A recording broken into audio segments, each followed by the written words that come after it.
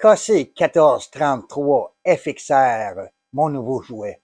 Une scie à ruban de 14 pouces pour le bois de marque King Canada Industriel que j'assemble tout de suite après ceci. Salut, c'est Michel.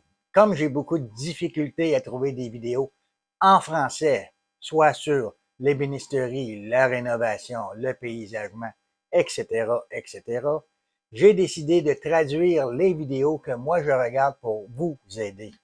Donc, si vous aimez, n'hésitez pas à liker ou à passer des commentaires. Allez, au travail!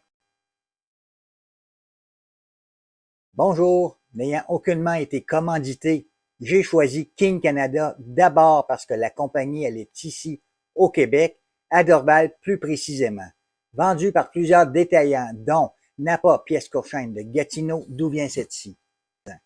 Avant de déballer, je voudrais vous mentionner que la scie vient en deux boîtes. La première contient le cabinet et le guide à refendre qui pèse 40 kg, soit environ 90 livres. La deuxième, la scie elle-même, pèse 67 kg pour un total d'environ 150 livres. Donc, 2 paires de bras et un camion sera nécessaire pour la transporter. Si vous prévoyez la déplacer dans votre atelier, je vous conseille un support à roulettes de marque King Canada, numéro KMB 1250. Restez avec moi jusqu'à la fin, je vous montrerai toutes les spécifications et les mesures de la scie.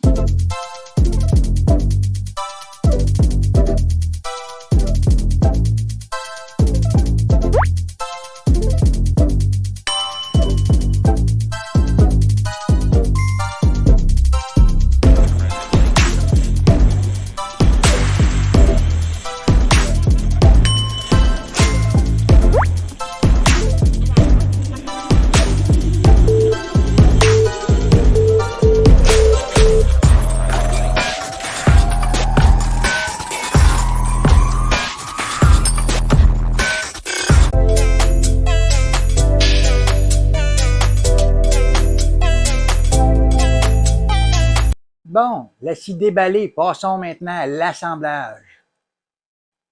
Première étape, sécuriser la scie au cabinet avec les 4 boulons. 2 ici à l'avant et 2 ici à l'arrière. Et voilà.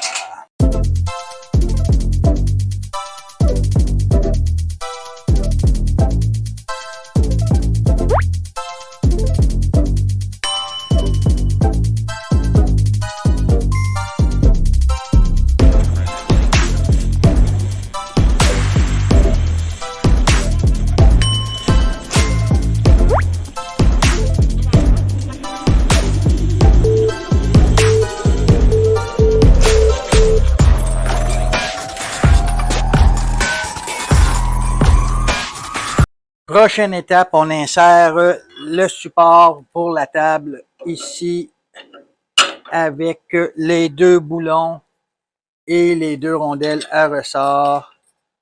Et voilà. Et voilà.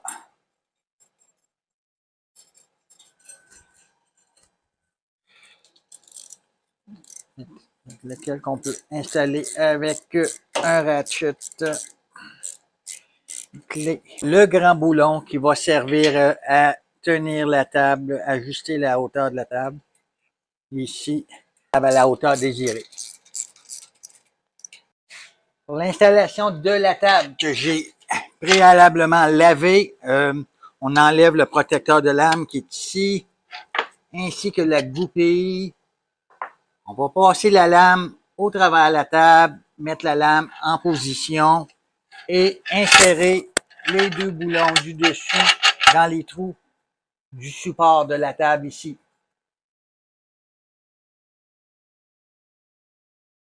Donc, les boulons insérés, on pose les poignées de chaque côté et voilà, une ici, une là.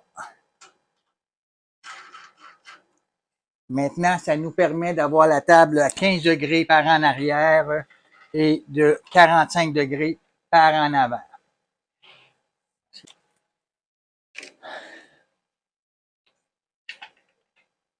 positionner à 90 degrés et voilà, sur ce sens.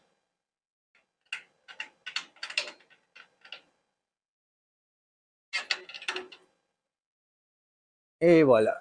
Maintenant que la table est à 90 degrés, le boulon arrière en haut avec le tarot plus bas sur le support.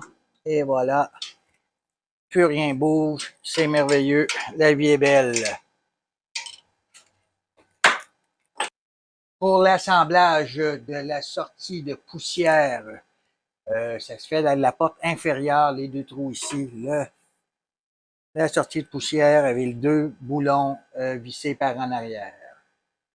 Le guide à refendre assez simple à monter, une raille en arrière avec deux boulons Allen, en avant deux boulons normales avec des rondelles qui vient s'installer ici. Pour le guide comme tel, une poignée où on va mettre un boulon ici pour pouvoir la serrer au bon niveau. La poignée vient glisser ici.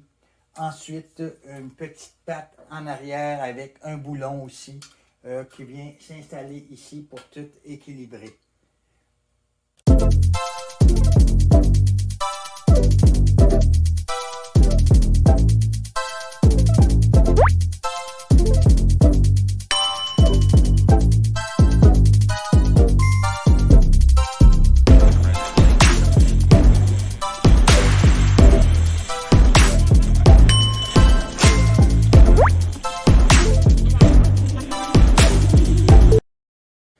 Le guide de dédoublement est assez facile à installer aussi. Ça vient en deux pièces comme ceci, un vis dans l'autre, qu'on insère au travers du guide.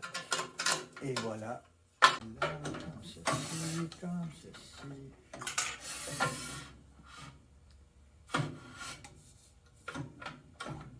C'est barré en place. Et voilà. Pour installer la courroie ou pour changer la vitesse de couple, il est nécessaire de déboulonner le moteur. Les 4 bolts sont situés ici, en avant et en arrière. On soulève le moteur, on installe la courroie sur la poulie, tout dépend de la vitesse de coupe qu'on veut.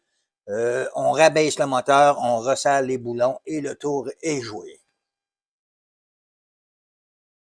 Ensuite, on installe le petit cabinet qui protège les courroies. 4 boulons qu'on peut voir facilement ici. Très facile. Et voilà. Les courroies sont protégées. Ensuite, il faut installer la prise de courant du moteur à la scie qui se trouve ici.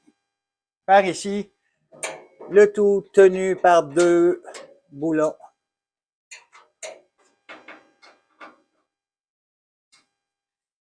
Et voilà, c'est branché. Reste à ajuster la lame et votre scie, elle est prête à l'usage. Et voilà pour les spécifications maintenant.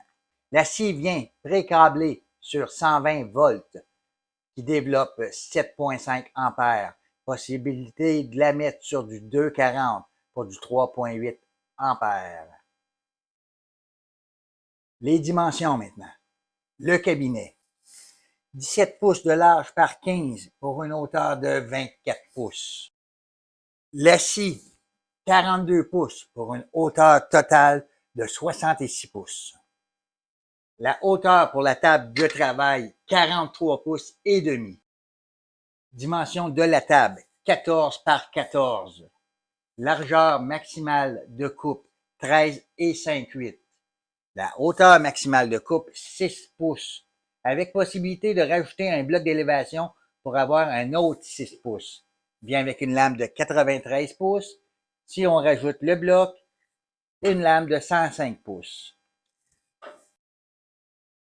Voilà, c'était la scie à ruban de King Canada de 14 pouces.